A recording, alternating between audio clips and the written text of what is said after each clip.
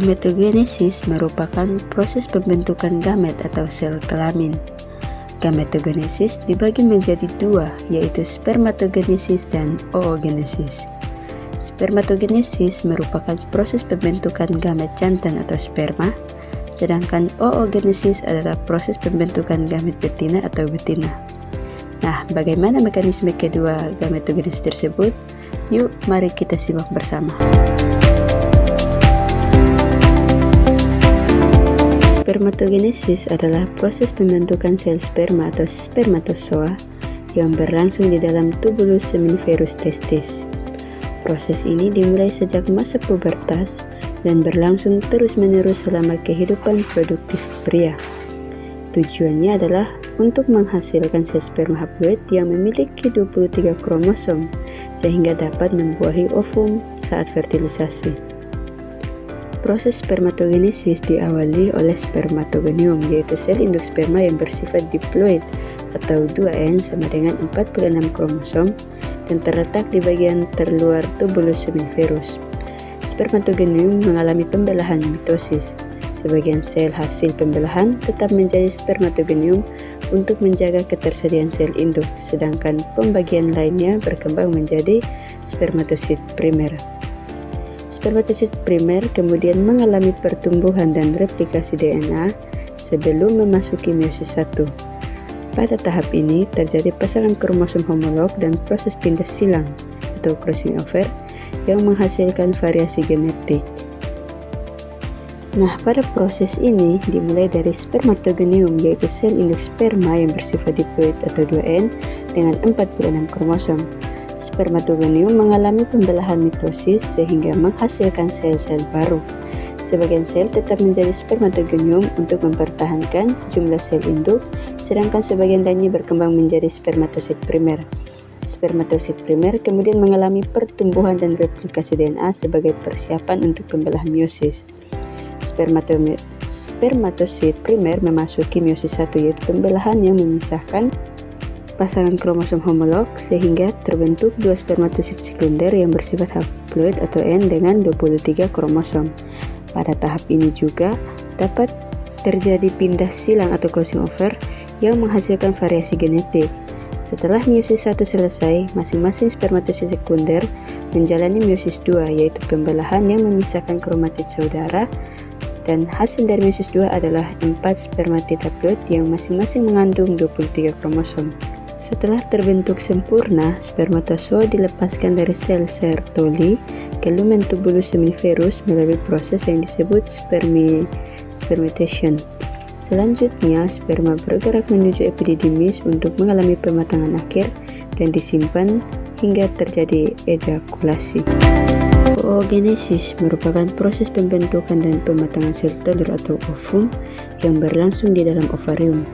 Proses ini dimulai sejak masa janin ketika sel germinal primordial berkembang menjadi oogonium yang bersifat diploid atau 2N sama dengan 46 kromosom. Oogonium kemudian membelah secara mitosis untuk memperbanyak jumlah sel. Sebagian oogonium selanjutnya berkembang menjadi oosit primer. Sebelum lahir, oosit primer mulai menjalani meiosis 1. Tapi proses tersebut terhenti pada tahap profase 1 sehingga oosit primer berada dalam keadaan dorman hingga masa pubertas. Setelah perempuan memasuki masa pubertas, hormon FSH merangsang beberapa folikel primordial di ovarium untuk berkembang. Folikel primordial berubah menjadi folikel primer dan kemudian berkembang menjadi folikel sekunder dan folikel tersier. Selama proses ini, oosit primer terus membesar dan dikelilingi oleh sel-sel folikel yang memberikan nutrisi serta menghasilkan hormon estrogen. Seiring bertambahnya ukuran folikel dan akumulasi cairan folikel, terbentuklah folikel matang atau folikel degraf yang menonjol pada permukaan ovarium. Menjelang ovulasi, lonjakan hormon LH merangsang oosit primer untuk melanjutkan dan menyelesaikan meiosis 1. Pembelahan ini menghasilkan satu oosit sekunder yang berukuran besar dan satu badan polar pertama yang berukuran kecil. Pembalian sitoplasma berlangsung tidak merata, sehingga hampir seluruh sitoplasma terkumpul pada oosit sekunder. Hal ini bertujuan agar sel telur memiliki cadangan nutrisi dan organel yang cukup untuk mendukung perkembangan embrio pada tahap awal setelah fertilisasi. Nah, sekarang kita akan masuk pada proses pembuahan. Proses pembuahan dimulai ketika sperma yang telah matang bergerak dari vagina menuju serviks rahim dan akhirnya mencapai tuba falopi. Dari jutaan sperma yang masuk ke saluran reproduksi wanita, hanya beberapa ratus yang mampu mencapai sel telur atau ovum.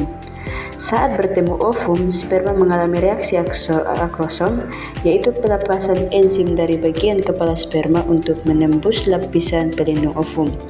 Setelah satu sperma berhasil menembus membran ovum, terjadi reaksi kortikal yang mencegah sperma lain masuk sehingga tidak terjadi polispermi. Inti sperma kemudian bergabung dengan anti ovum, membentuk zigot yang memiliki jumlah kromosom lengkap atau 46 kromosom.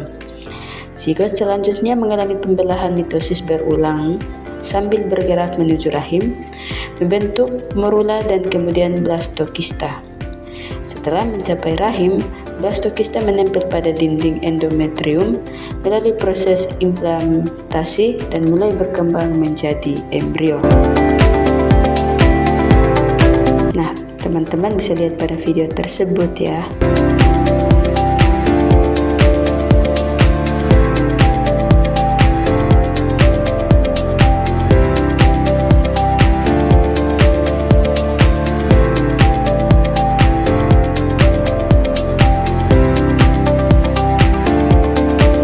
Nah, selain kita mengetahui proses pembuahan, di sini kita juga harus mengetahui tentang proses pertumbuhan dari embrio hingga siap dilahirkan pada manusia, berlangsung sekitar 38 sampai 40 minggu. Nah, di sini akan dibagi menjadi beberapa tahap, yaitu pada minggu pertama sampai kedua akan terjadi pembuahan, yaitu pembentukan zigot, pembelahan sel dan implementasi blastokista pada dinding rahim. Pada minggu ketiga sampai 8 atau fase embrio, organ-organ utama mulai terbentuk atau organogenesis, termasuk otak, jantung, sumsum tulang belakang, mata, dan bakal anggota bergerak. Pada akhir minggu ke-8, embrio telah memiliki dasar manusia. Pada minggu ke-9 sampai 38 atau 40, yaitu fase janin atau fetus. Nah, di sini janin mengalami pertumbuhan dan pematangan organ. Pada trimester kedua, minggu 13 sampai 27, ukuran tubuh bertambah pesat dan gerakan janin mulai terasa. Pada trimester ketiga, minggu 28 sampai 40, paru-paru, otak dan organ lain semakin matang serta menjadi peningkatan berat badan yang signifikan. Pada minggu 37 sampai 40, janin dianggap cukup bulan atau full term dan siap dilahirkan. Pada tahap ini, organ-organ tubuh telah berfungsi dengan baik untuk kehidupan di luar rahim. Persalinan biasanya terjadi sekitar minggu ke-40 setelah hari pertama menstruasi terakhir ibu atau sekitar 38 minggu setelah pembuahan.